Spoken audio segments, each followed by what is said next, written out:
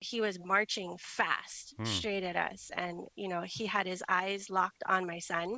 As soon as he was close enough, I sprayed him in the face with pepper spray. This episode of the Active Self-Protection Podcast is brought to you in part by Big Tex Ordnance. Ike and his team are wildly popular in the shooting and self-defense community because they are committed to providing the greatest selection of top shelf gear at a fair price. Supported by knowledgeable staff and absolutely the best customer service in the industry. Please thank them for their support of this podcast by considering them for any of your gear needs. And let them prove to you why they have an almost fanatic fan base of their own. Please visit BigTexOrdnance.com. BigTexOrdnance.com, and let them know the ASP podcast sent you. Hello again, and welcome to the Active Self-Protection Podcast. I am your host, Mike Williver, your favorite former Fed. With us today, my friend, fellow Active Self-Protection employee, fellow Active Self-Protection Instructor course cohort person, Soleil Rocher. Soleil, how are you? I'm doing great. Thanks for having me. It's good to have you. So, Just to let everybody know, we've known each other for several years now through John and through Active Self-Protection, and me and you and your husband Joe and I are all pretty good friends. Facebook mainly because I can't afford to fly to Hawaii, but you've lived in Hawaii your whole life, and you're married to Joe, a career firefighter. Yes. And you have how many kids?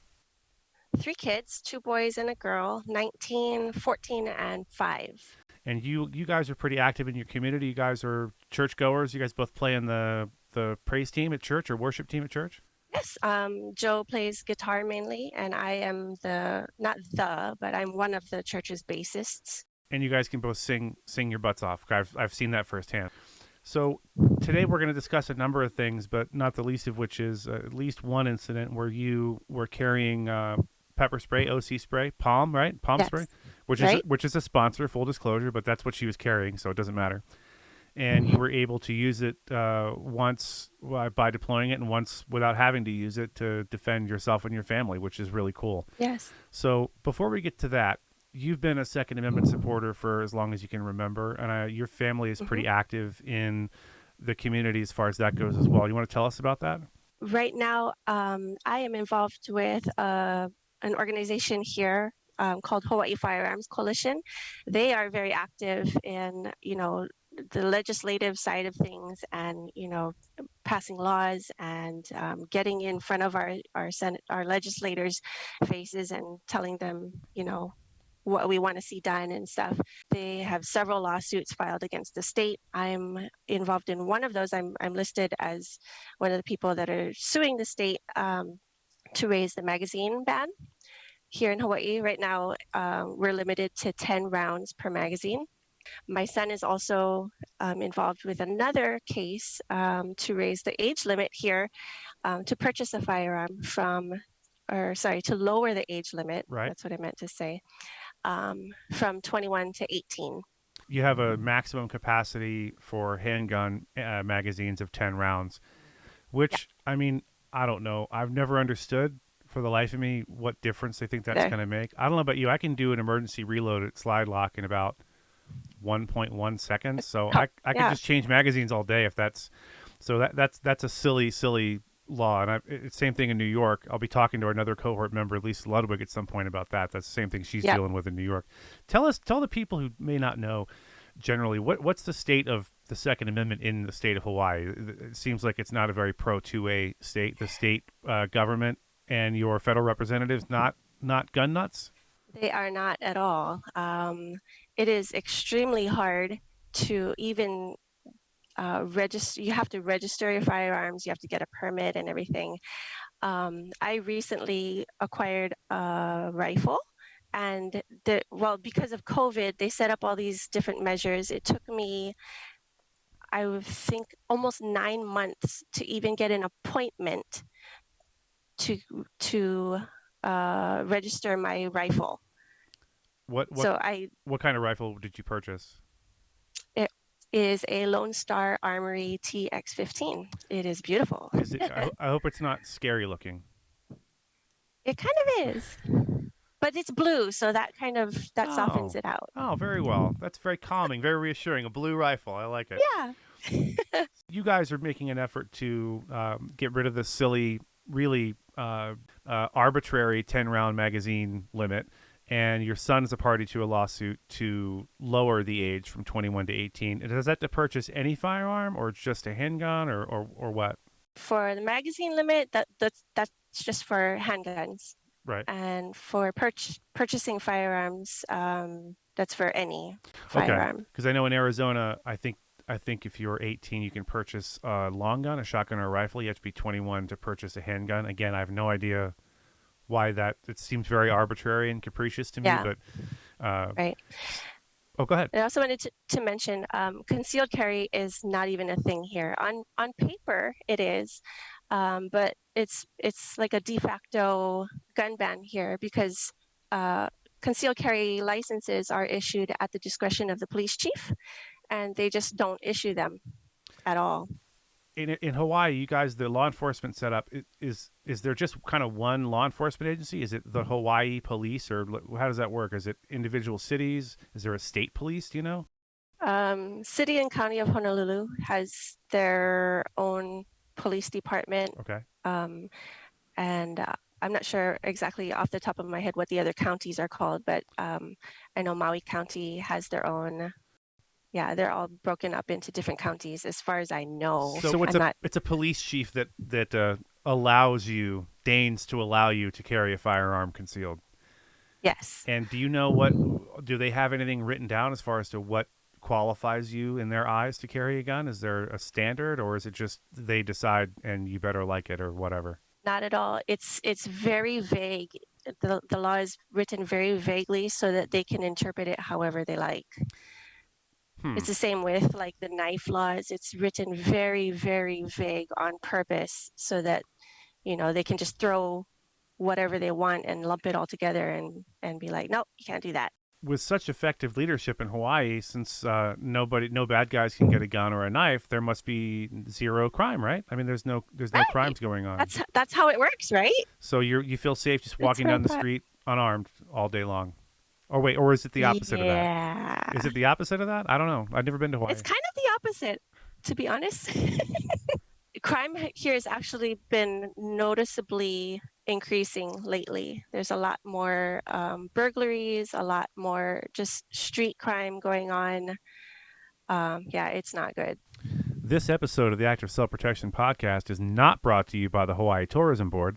You've had a couple of encounters where Yeah. you've successfully used OC spray, Palm, a sponsor, Hmm. their specific OC spray, to defend yourself and your family. And one of them you said was a gentleman that you and your family were familiar with. Tell us, you Okay. knew this guy, you'd seen him around, you'd helped him out, you'd bought him food, Yep. all that sort of Yep. thing. So you're familiar with him, and you said he'd been aggressive before, sort of acting aggressively, but you never felt particularly threatened by him until this Yeah. day. He has a reputation for kind of behaving a certain way. He has good days and he has bad days. I've seen him on good days where he'll be going around the community collecting cans and bottles to recycle to get some money. Um, and I've bought him food before. I've bought him slippers before. I don't know. You guys call them flip flops, I think, on the Yeah. mainland. Yep. Okay. So on good days, he's actually pretty pleasant. You can talk to him and he's fine. But on other days, he's really aggressive. Yeah, he kind of has a reputation for being mentally unstable and stuff.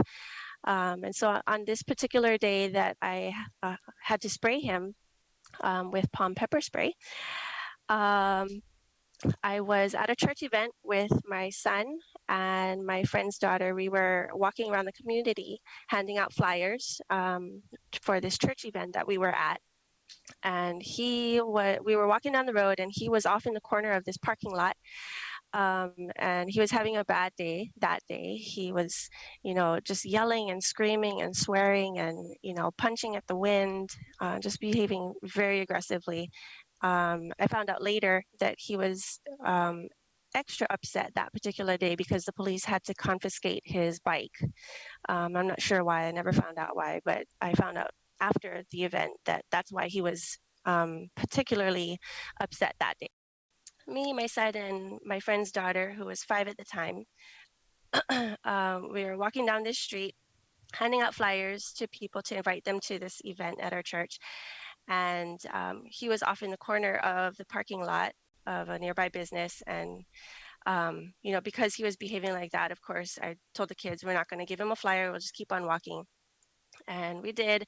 We finished handing out the flyers, and then when we were heading back to the church, up the sidewalk, he was no longer in the corner of the parking lot anymore. He was in the street and on the sidewalk.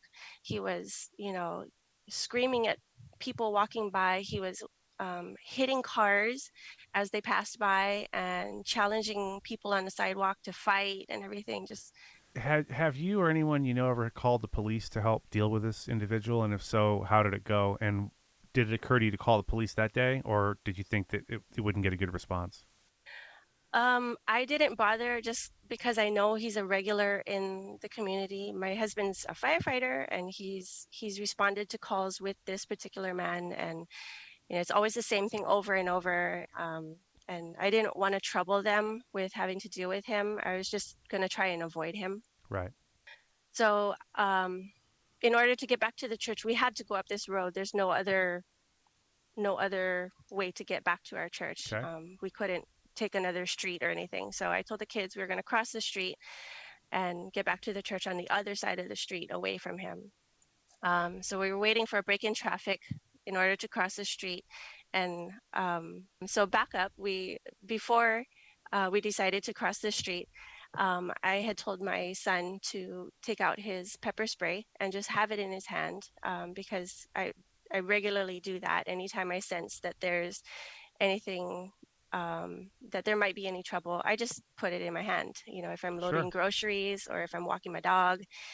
Um, so anyway, I told him to just have it in his hand, and I did the same thing. And so we're waiting for traffic to clear, and I glanced over at him to check on him again, and he was like charging at us. He was not running, he was marching fast Hmm. straight at us. And, he had his eyes locked on my son. As soon as he was close enough, I sprayed him in the face with pepper spray.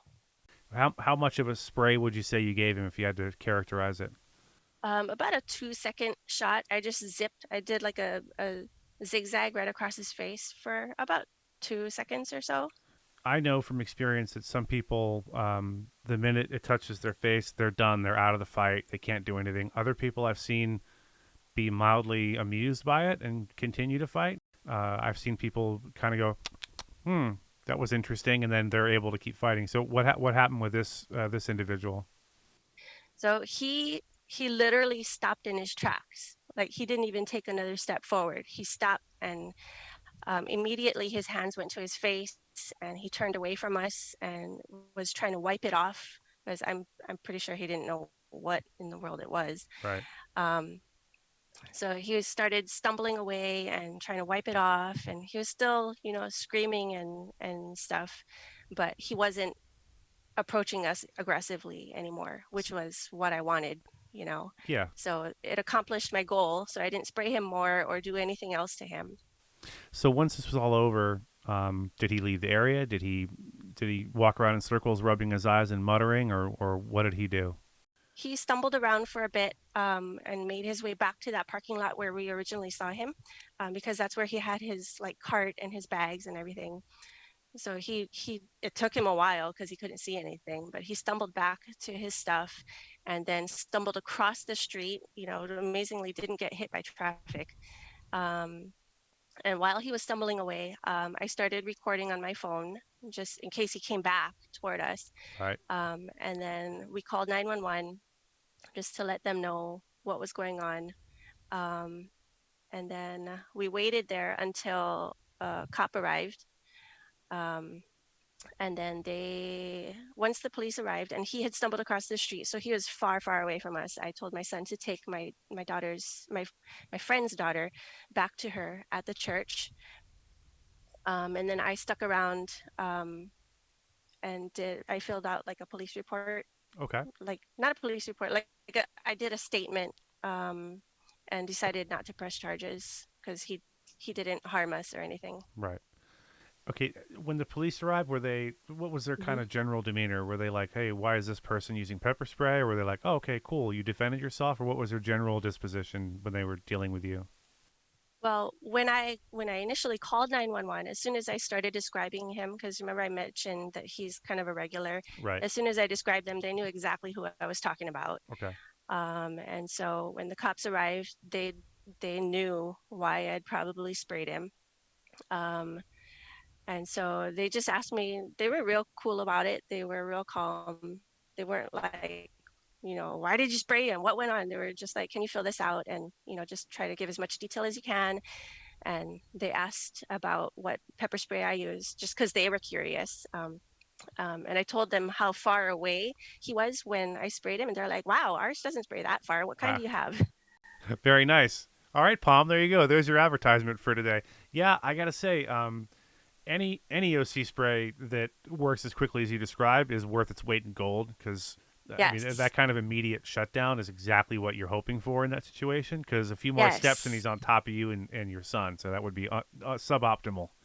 Exactly. And if I don't have to lay hands on a homeless dude, I don't have to, use any other type of force or get bloody or, any of that. I don't know what diseases he might have had or anything. If I don't have to touch him, I'm that's optimal. Like John likes to say, it's between a harsh word and a gun is palm pepper Really. spray. So there was another incident you said where it was there and ready, but you didn't have to deploy it. Tell us about that real quick.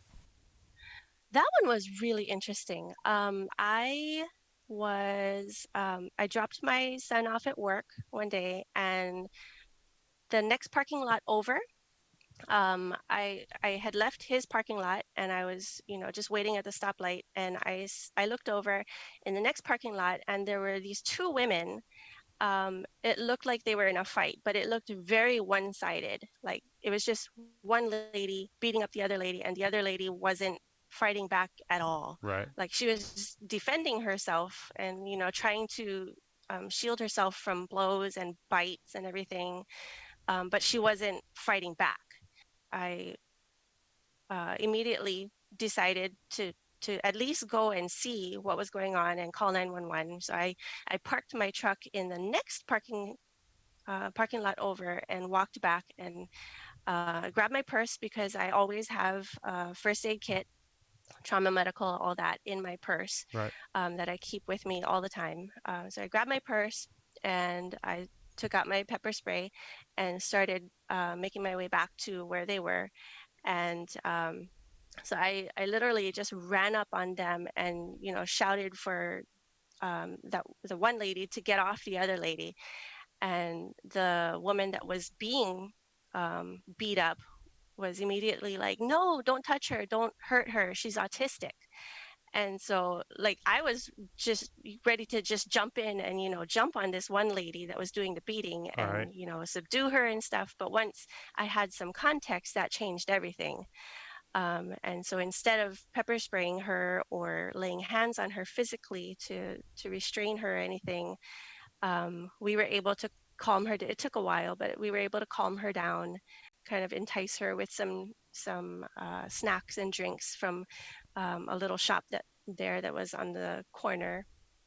But we got her calmed down. Didn't have to pepper spray her. Didn't have to lay hands on her or hurt her at all. But it ended up it was this autistic girl, grown. I mean, she was, I don't know, I'm guessing, but she was maybe like 18 to 20, and kind of, she was not tiny. Right. Um, and the other one woman was her auntie that was picking her up from the bus, or from the school bus. Right. First of all, let me commend you for even bothering to get involved in something like that. Most people would have just driven away and said, "Not my problem." It was right next to a really busy intersection, and no one was stopping. People were like looking over into the parking lot and watching it happen, but nobody was stopping. There were people in that parking lot because it's like a strip mall. So there were people outside of shops and stuff just watching it happen and doing nothing. So Yeah, yeah, bystander effect is a thing. 30 years in law enforcement, I can tell you that people's indifference to stuff like that and their desire to videotape it and not intervene is astounding. If you're not going to Yeah, help, just move along, you know. So, right. And we see well, it on the channel all the time. yeah, well done you. And by the way, well done for Thanks. being able to shift from defender to helper that quickly, that's a big shift. When your adrenaline's going, I'm sure you're probably shaking a little. I know Yeah. that feeling. And you were able to go Yep. from 60 back to 0 rather quickly and realize, okay, I need to change my plan. We're not going to pepper spray this person. How can I get this de-escalated and help her to relax and, calm things down? Yeah, so total gear change, yeah, we just had to approach it from a totally different angle once I had that information. Let's talk about the state of Hawaii again for just a moment. Again, tell me the name of the organization that's doing the legal work. Hawaii Firearms Coalition. Is there a website or something people can go to donate or to help out in any kind of way? Yeah, it's hifico.org, HIFICO.org. And they're doing the Lord's work out there. Are you optimistic about these about the litigation that it might actually be successful? And is it do you know if it's state or federal court they're in? Right now it's state. We have a couple of lawsuits that are actually headed to the Supreme Court. Nice. I don't know if you're familiar with Hawaii versus Young. I'm not. Tell me about that. So that's the one that's heading to the Supreme Court. I think in a couple months. I'd have to check on the details of that, but and I'm sure you can find all the details online. Sure. But Young is actually my cousin's father-in-law on the Big Island, and he has been suing Hawaii for like 12 years. The Good for case has him. been open 12 years, trying to get concealed carry passed here in Hawaii from may issue to shall issue. Good. Arizona's been shall issue for as long as I can remember, and I have news for you. Mhm. The streets do not run red with blood because regular people get to carry firearms because they're allowed by the government to carry a firearm. So, Soleil, everyone now knows that you work for active self-protection in a number of roles. Tell me real quick, were you ever in the military? Were you ever a police officer, a firefighter, anything like that? Were you ever any sort of official role where you carried a gun and a badge or anything, or no? Not at all. I'm just a mom, a homeschooling mom and a wife. I initially got into the self-defense world because my husband got into the fire department, and he was gone for 24 hours at a time. And we had also bought a small business. So my husband would, work his 24-hour firefighter shift and then go straight to work another 8 to 10 hours in our small business that we had at the time. And so he'd be gone for like 2 days at a time. Hmm. And so I'm at home with these babies and, homeschooling them. And we had another small business that I was running from home. But I'm at home with these children all day. I realized one day that we have these firearms and stuff at home, but I don't know how to use any of them. I don't know tactics. I don't know the law. I don't know anything.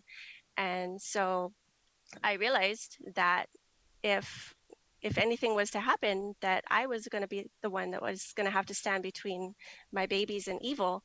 And so that was what kind of catapulted me into the self-defense journey that I've been on all these years. So, what was the first, maybe the first class you took that got that after you decided you needed to be the one to, be able to step up if something bad happened?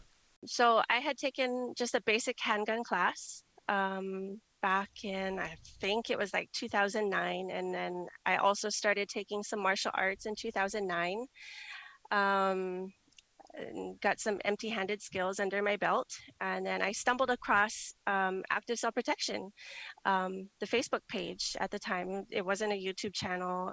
It was just a small, small, small Facebook page because I was also I was helping to run a different Second Amendment page with some other ladies, and I ended up backing out of that. But I had found John in Active Self-Protection, and he was swamped and was looking for somebody to help moderate comments and run the page and stuff. So I jumped on board with him then. You've done quite a bit of training since then. In fact, you're even an NRA certified firearms instructor. Talk about that for a second. I am. Yeah, so I got certified as an NRA instructor, also NRA RSO, Range Safety Officer, and Chief Range Safety Officer. Last year, I also attended Masada Yub's Deadly Force Instructor Mm-hmm. Yeah. course with a bunch of the other ASP staff. I also got certified as an OC instructor, pepper spray instructor with Chuck Haggard of Agile Training and Consulting. And right now, currently, I am in the Active Self-Protection Instructor Certification Program with you, Mike. So let's talk about that for a moment while we're on the subject.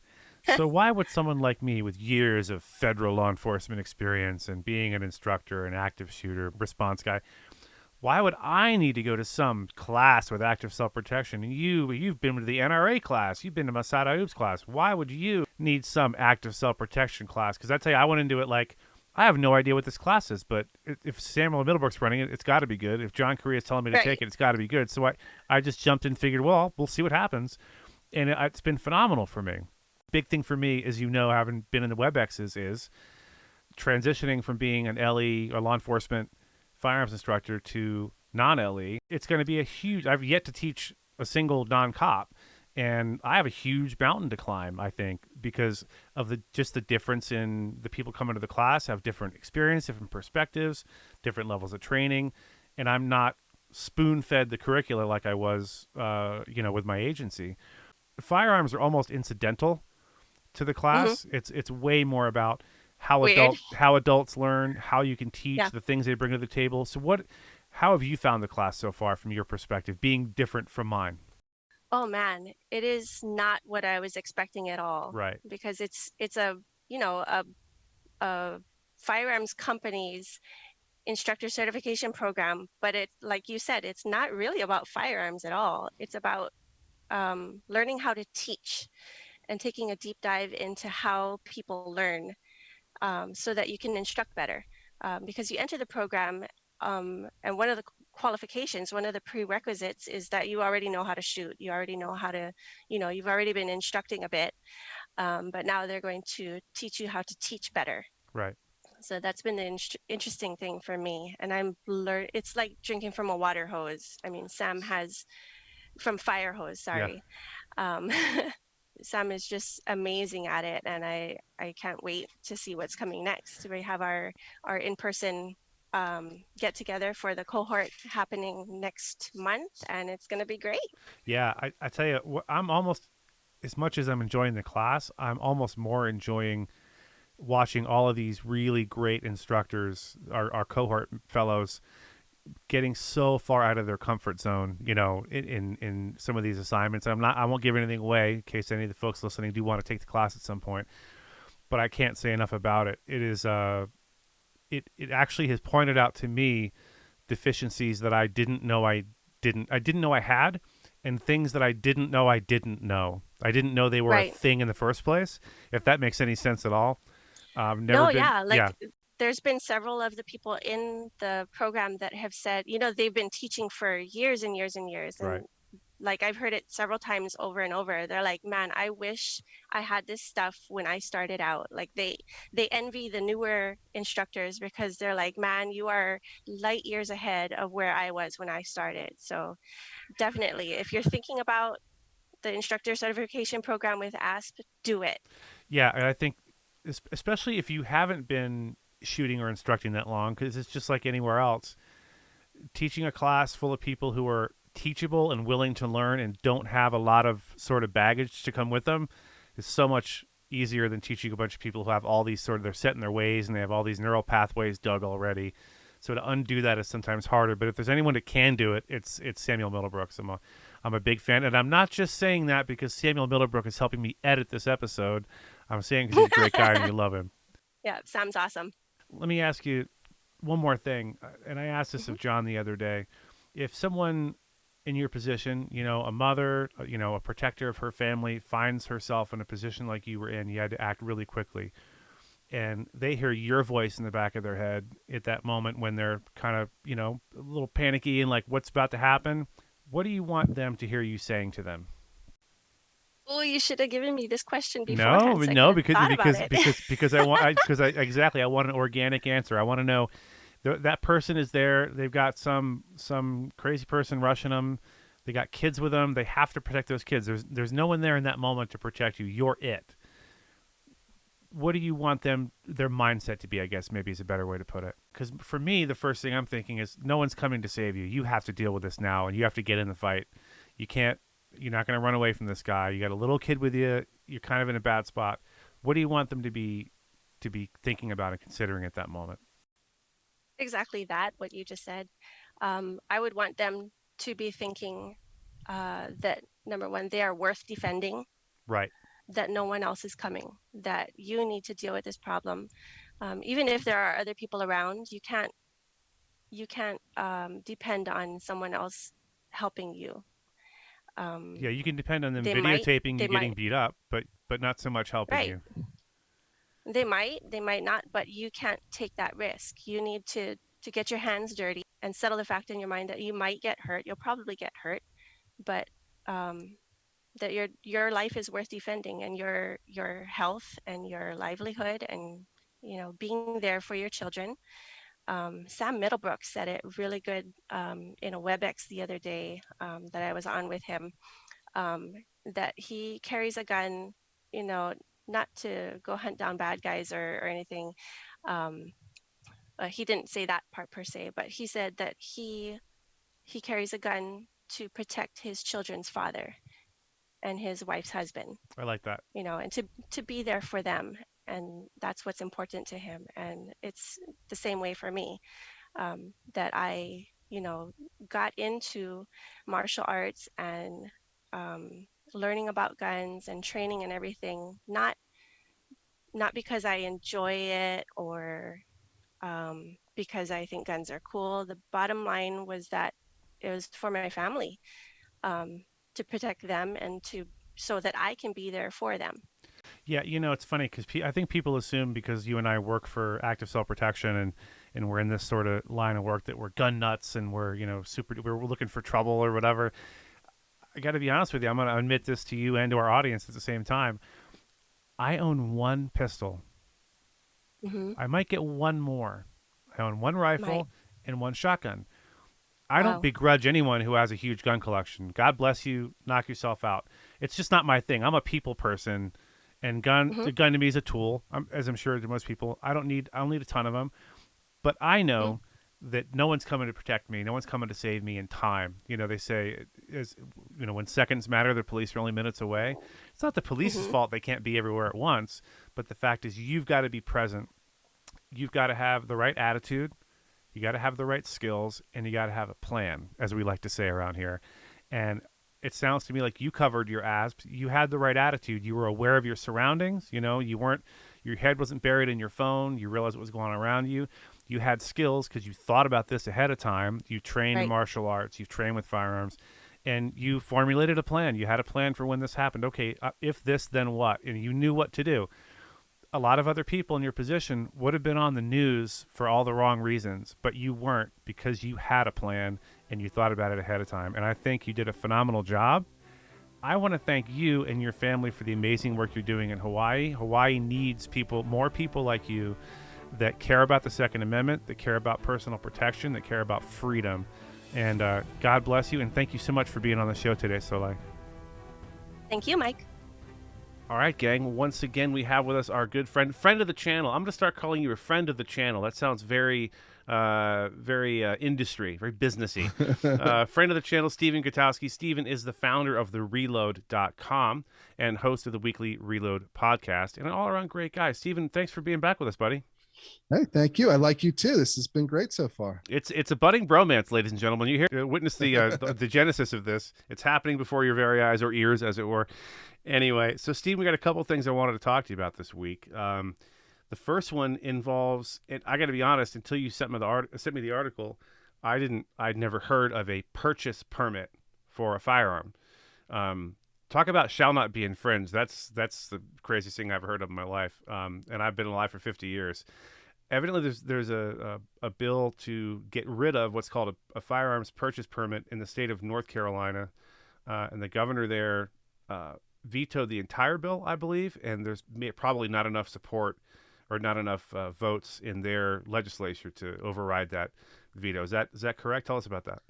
Yeah, that's right. Governor Roy Cooper, he's a Democrat, whereas the state house in North Carolina is run by Republicans, but not enough to override a veto. So he vetoed their bill to repeal this pistol purchase permit that goes back to 1919, sort of the Jim Crow era of North Carolina history. But yeah, essentially they have a special permit that you have to obtain first from your local sheriff in order to buy any handguns in the state of North Carolina. This is something you do see in a couple of other states too, usually in deeper blue states these days, like New Jersey or Illinois has something. Firearm owner identification cards is a similar concept to a pistol purchase permit. Hawaii has them on. I think Hawaii has them on all guns, actually, long guns and handguns. So you see it around, but usually it's in deeper blue areas. But there are some holdouts from sort of the Jim Crow era, like this one in North Carolina, which its historically, is passed at a time where they were trying to deny rights to Black people. They actually had a law like this. My contributing writer, Jake Fogelman, over at The Reload, did an analysis piece looking at the history of this particular law. And it actually comes from a concept that they had in North Carolina in 1840, which was explicitly based on race. And then after, the Civil War and the 14th Amendment, they obviously stripped that part of the law out, but kept the rest of it. So essentially you would have to still go and get permission from your local sheriff if you wanted to purchase a handgun in the state. And that's what we're still they're still dealing with the effects of that today. And actually you still see some evidence of disparate outcomes for Black people and white people in the state when it comes to these permits.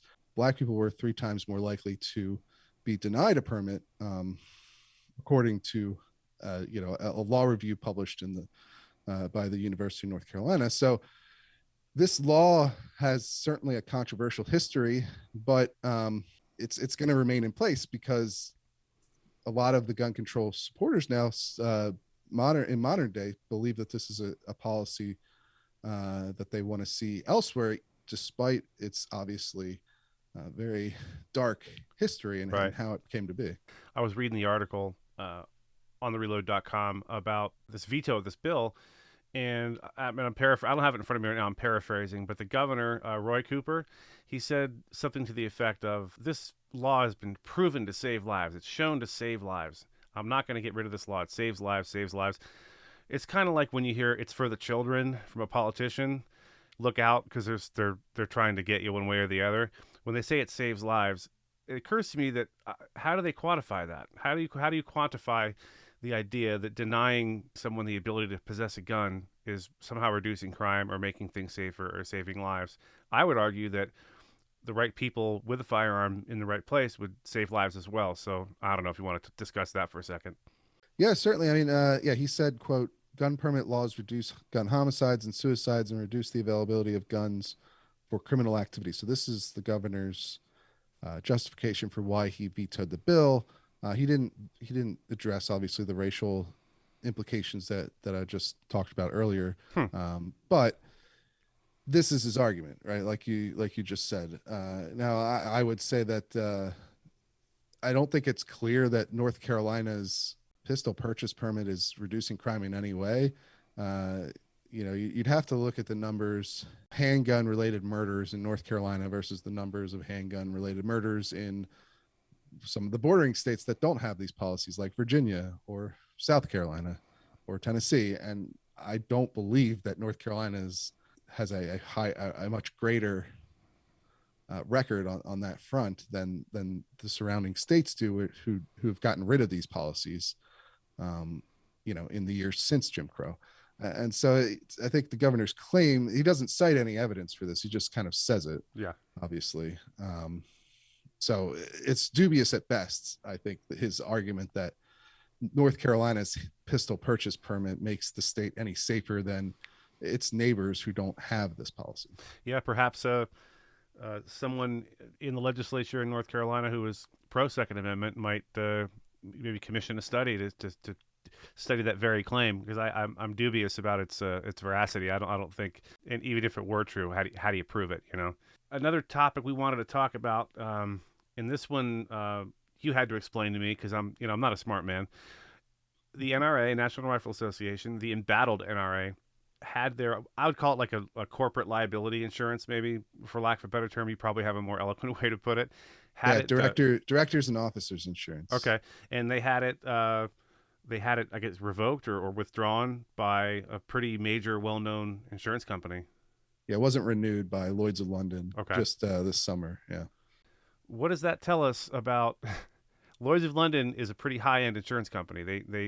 They're the ones that insure things that other people won't. Crazy exotic items, and obviously the director's insurance is kind of an unusual, kind of a wheelhouse. A unique position. So the fact that they have withdrawn it, and I guess now that there's this mysterious company that the NRA claims is insuring its board of directors, but there's nothing on paper that anyone has seen. Talk about that for a second. Yeah, so I mean, there's obviously two. You could look at Lloyd's deciding not to renew in two different ways. I think either Lloyd's is perhaps politically biased against the NRA. I'm sure that there's leadership might claim that, or Lloyd's doesn't believe that the risk is worth what they're getting in premiums. They likely believe that with all the litigation going on, for instance, the board agreed sort of after the fact to going into bankruptcy. After they were never informed of that ahead of time that was going to happen, and then they spent like over $20 million pursuing this policy, which ended up being a complete failure, didn't succeed at what they were trying to do. And so in theory, the board could be held liable. The board and the officers, people like Wayne LaPierre, the CEO, could be held liable by interested parties, maybe the NRA membership itself, for wasting money in ways. And that's sort of why you get these policies to begin with, to protect directors at either nonprofits or in companies from any liability for the decisions they make while in leadership positions there. Right. That's usually one of the things that is provided as like a perk of becoming a director at an organization, especially like a nonprofit. It's one of the only things directors really, in most nonprofits, get from the nonprofit itself. They'll buy them this insurance policy so that they don't have to pay out some big settlement Right. if they make some mistake while they're a director. Now, if so, either Lloyd's canceled because they politically don't like what the NRA is doing, or but of course they obviously did cover them initially. Right. This is just recently that they've decided to cut ties. There have been some other back and forth between Lloyd's and the NRA in other areas, so maybe that has an effect. But the other possibility is that they just don't think that they're worth insuring now. They think there's too much of a risk involved, and that's why they cancel. We don't know for sure. Lloyd's hasn't said, the NRA hasn't said, but now we have this controversy where board members told me, and you can read this over at the Reload as exclusive piece, they have a new insurance policy, but the NRA's general counsel, who's a staff member for the NRA, like he works technically for the board. I mean, the board oversees the whole organization. He's refused to share copies of this new policy with board members, at least not without the board members making an in-person trip to the headquarters was his condition for sharing the details of this policy with them. And so a lot of them are very upset about this. Yeah, I can't say I blame them. It just seems caused a lot of problems. It just seems very bizarre to me that if I got pulled over by the police and they're like, "Hey, license and insurance," and I said, "Yeah, here's my license, but I can't show you the insurance. Just arrest me. I've got insurance. It's fine." That wouldn't go well. I'd get a ticket. It seems like Lloyd's of London considers NRA, the organization, if put it in car insurance term, if it's Geico, and you go out and you get a ticket for speeding at 137 miles an hour, you have an at-fault accident, and then you drive drunk. Guess what? Here's who's not going to renew you, Geico. So I think it's not a controversial statement to say that the board of the NRA has made some pretty poor decisions of late. Can you talk real quick about you kind of touched on it briefly, but the whole New York the whole New York deal. They were trying to evade some kind of legislation or get out of New York before they could be sued. Can you explain that to me? Yeah. So, well, essentially, back in 2019, there was a whole host of allegations that came out and accused executives at the NRA, like Wayne LaPierre, for instance, of essentially diverting NRA member money from NRA business towards his own personal expenses and luxury trips and luxury items. Okay. And to the tune of tens of millions of dollars over decades, were what these accusations were. And so the New York Attorney General, who is a Democrat and who is a political opponent of the NRA, to be clear, she called them a terrorist organization when she was running for Attorney General and promised to go after them. A little hyperbole, Sure. So just to be very clear about who's pursuing them, it is true that she has political motivations here, but at the same time, a lot of these allegations have not been refuted by the NRA, and some of them have been admitted to as well. Wayne LaPierre admitted to $400,000 worth of what he called excess benefits just in 2019 alone, in the form of private flights for personal reasons that he billed to the NRA, and obviously he's accused of far more than that. So the Attorney General is going after him, and the NRA as a whole. She's trying to shut down the NRA. She's trying to dissolve it completely. And so one of the tactics that the NRA's lawyers seized on, as the top lawyer there is now a man named Bill Brewer, is this idea that they could file bankruptcy in Texas, even though they're a New York entity. They basically created a sort of shell company in Texas to file for the purpose of filing bankruptcy, which is not an uncommon thing to do, frankly, for big companies that want to get their bankruptcies heard in different jurisdictions for a variety of reasons. But they did this with the intent of avoiding the New York case, trying to get away from the New York case against them, trying to basically create a new entity in Texas and transfer all their assets from the New York entity to the Texas entity. And like, this is all kind of on paper stuff, but that was the goal, to get out of this suit. And they kind of were explicit about the whole thing as well while they were doing it. Maybe a bit of saying the quiet part out loud. Yeah. When they made their announcement about the whole thing, they explicitly said it was to get away from New York, and the Letitia James, who's the Attorney General there, her suit against them. So this failed, and frankly, this what every expert said would happen, that this was a Hail Mary, was the quote used by several different experts. Yeah, people were basically clamoring, saying this was a terrible idea and it was doomed to fail, more or less. Yeah, and then it did fail, but they spent $22+ million on this effort.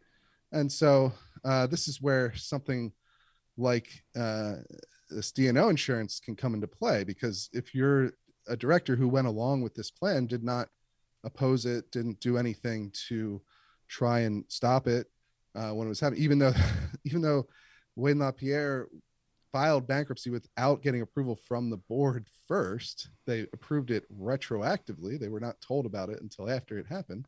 But if you went along with this, which most of the board did, the vast majority of the board, frankly, there's only a few board members. It's only 4 board members, I believe, who out of 76 who didn't vote in favor of retroactively approving the bankruptcy. So, you could see a case, especially if the New York Attorney General is successful in at least getting rid of the NRA's current leadership.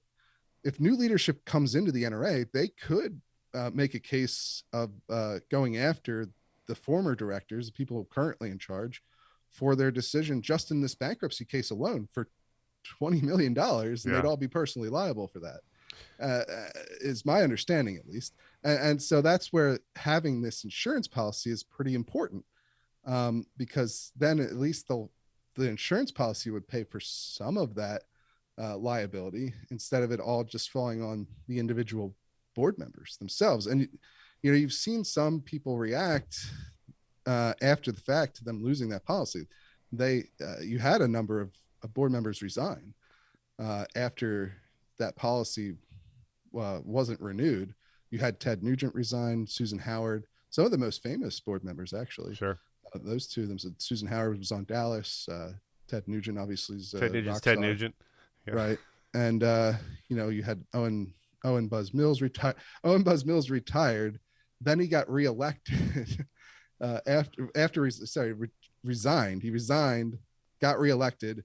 So now he's back on the board. I don't know if he's going to retire again or what's going to happen there. Alan West also left the board after this D&O policy was gone. So, them claiming to have a new policy, but then not sharing the details of it with board members who have oversight of the organization. It's important for them to have this policy, but acting this way might sow new distrust with some of these board members towards the NRA staff. Here's a quote for you from Rocky Marshall, who's one of the board members who dissented in the bankruptcy situation. So he's kind of a board member who's been speaking out against leadership, right? And he said, "It just seems so odd they're going to such extremes to keep information from a director. I guess they feel like the board of directors is a threat and therefore they don't want the board to have it. I mean, I'm not the only one that's asked for this. At least I think I had about 6 different board members tell me that they also requested it and they couldn't get it either. And I also had 2 board members tell me the same thing. So, it's not just one person making this claim. You've got a number of board members saying that they're supposed to have this new policy, but they won't share the details of it. Very, very strange story, and we'll look forward to following up on this with you one of these days coming up soon. Stephen, I'm out of time. Thank you so much for being here. Tell the folks where they can find you. Yeah, you can find me over at thereload.com. Sign up for the free newsletter. It goes out every Friday to get you the best gun news of the week and keep you up to date on what's going on. Yeah, folks, if you're lamenting the lack of down the middle, sane, sober reporting on the Second Amendment, please support Stephen in his very important work. Kick down a couple of bucks, get a membership, and also don't forget to check him out on the weekly Reload podcast. Stephen, thanks again for being here. Hey, thanks for having me.